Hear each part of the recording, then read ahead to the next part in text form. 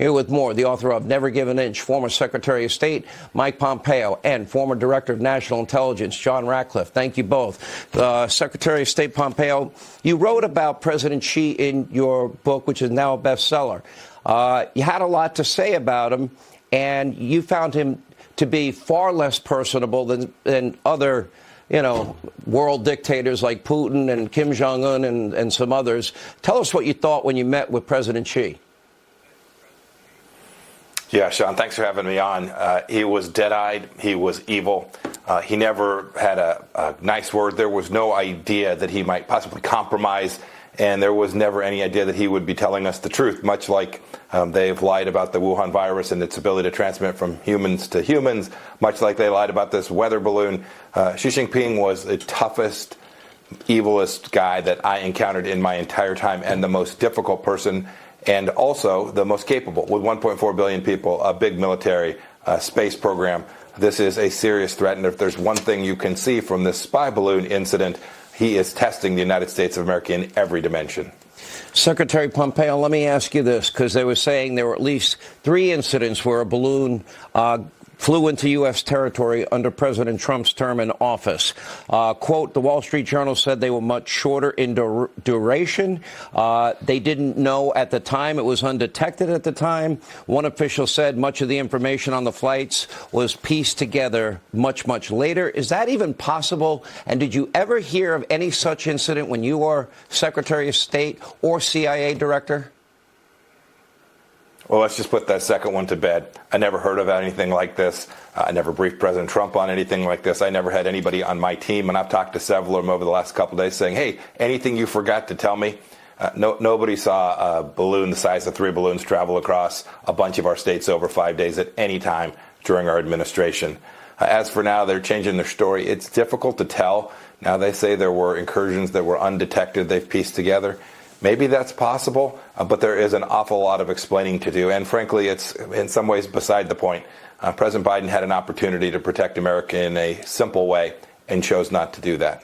And Director Ratcliffe, you have already gone on the record also saying at no time did you or anybody that you knew when you were working in the Trump White House had ever heard that such an incident ever occurred. Is that true, sir? Yeah, I mean, every former Trump national security official has said the same thing. And as Mike pointed out, the Biden story keeps changing, the alibis keep changing, and now they've gone from intimating that we weren't telling the truth to admitting that we were, with the explanation that you gave, Sean, which is that no one knew, and somehow the best intelligence community, the best intelligence enterprise in the world somehow missed this for years, but miraculously in the past week they have pieced it together to find 3 incidents. But I would say this, Sean, is they're trying to have you focus on a shiny object, but their own description of what they say these instances were, and I've heard that they've tried to recharacterize UAP or UFO sightings and call them Chinese balloons, whatever they may be. Their description of them underscores the fact that it's not even in the same zip code as the national security blunder that happened this week. They're talking about potential incidents or minor incursions where something briefly transited U.S. airspace for seconds or minutes. Compare that to a transcontinental voyage by a Chinese spy craft that went over ICBM missiles, that went over U.S. Strategic Command, went over the home of the B-2 bomber, went over the Oak Ridge National Laboratories, and exited over the ports of South Carolina. By the way, the ports that we would be using to support any conflict with China over Taiwan. I mean, these things are not comparable under any circumstances, even if you assume everything they say to be true, which I don't, and I know Mike doesn't either. Secretary Pompeo, I am having a hard time putting this together in my mind because it doesn't make any sense to me at all whatsoever. How is it that the President of the United States knew that this balloon was flying over the state of Alaska, where you have a lot of empty terrain there, and allowed this balloon to continue through Canada, back down to Idaho, and across and up and down the country, all the way across to the East Coast? How is that possible? Does that make any sense to you at all? It is, Sean, confounding. It is unexplainable to me. I now understand they're saying there may have been explosives. That is, the Chinese may have been able to blow this thing up themselves.